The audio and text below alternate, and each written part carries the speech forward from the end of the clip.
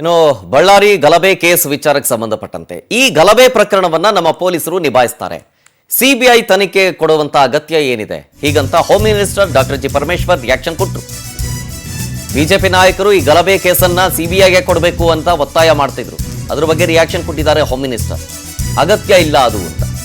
ನಮ್ಮ ಪೊಲೀಸರೇ ಸಮರ್ಥರಾಗಿದ್ದಾರೆ, ಪರಿಸ್ಥಿತಿಯನ್ನ ನಿಭಾಯಿಸ್ತಾರೆ.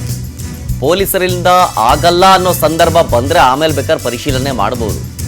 ಈ ಪ್ರಕರಣಗಳು ಸಿಬಿಐಗೆ ಬೇಡ ಅಂತ ಸಂಪುಟದಲ್ಲಿ ನಿರ್ಧಾರ ಮಾಡಿದೀವಿ. ಕೋರ್ಟ್ ಆದೇಶ ಬಂದ ಪ್ರಕರಣಗಳಲ್ಲಿ ಸೂಕ್ತ ತೀರ್ಮಾನವನ್ನ ತೆಗೆದುಕೊಳ್ತೀವಿ ಅಂತಂದ್ರು ಹೋಮ್ ಮಿನಿಸ್ಟರ್. ನಮ್ಮ ಪೊಲೀಸ್ ಇಲಾಖೆ ಇನ್ವೆಸ್ಟಿಗೇಷನ್ ಮಾಡೋದ್ರಲ್ಲಿ ಸಾಮರ್ಥ್ಯ ಇದೆ ಅವರಿಗೆ. They are capable of handling any situation. ಅದು ಒಂದು ವೇಳೆ ಆಗ್ಲಿಲ್ಲ, ಅವ್ರ ಕೈಲಿ ಆಗೋದಿಲ್ಲ ಅಂತ ಅನ್ನುವಂತ ಸಂದರ್ಭ ಬಂದ್ರೆ ನಾವು ಸಿಬಿಐ ಮತ್ತೊಂದು ಅನ್ಬಹುದು. ಆದ್ರೆ ನಾವು ಯಾವುದೇ ಇಂಥ ಕೇಸ್ಗಳನ್ನ ಸಿಬಿಐ ಕೊಡೋದಿಲ್ಲ ಅಂತ ಕೂಡ ಕ್ಯಾಬಿನೆಟ್ ಅಲ್ಲಿ ನಿರ್ಧಾರ ಮಾಡಿದ್ದೇವೆ.